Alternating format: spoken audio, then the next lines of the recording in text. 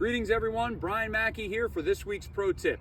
We're here to talk about a simple way to control the distance with your wedges. We're going to talk about a couple landmarks on our body that we can relate to the size of the swing arc. I'm going to use one club to hit the ball 3 different distances. It's a common thing that people ask about. How do I hit that 50, 40, and 30-yard shot?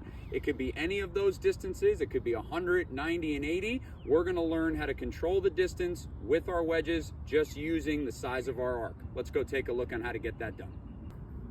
So I have targets set up here at 50, 40, and 30 yards. And we're trying to figure out how do I go ahead and hit the ball different distances with the same club.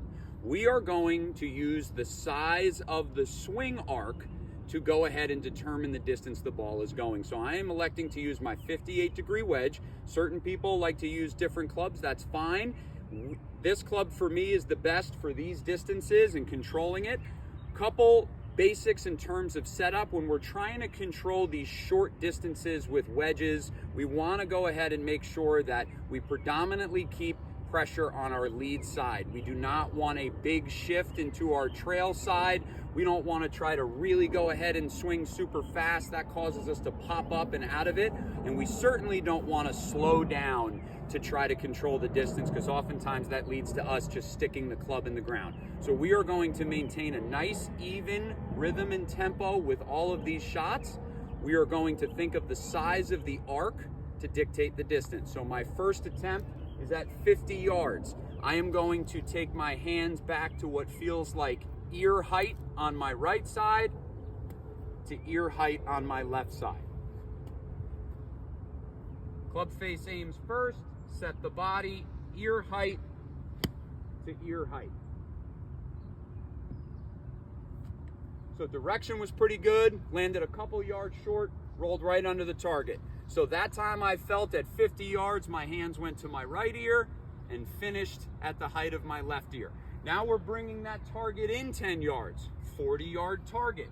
I'm gonna go ahead, set up, and now I'm thinking same setup, everything remains the same except the size of the arc now shortens. I'm gonna use the height of my shoulders as a landmark.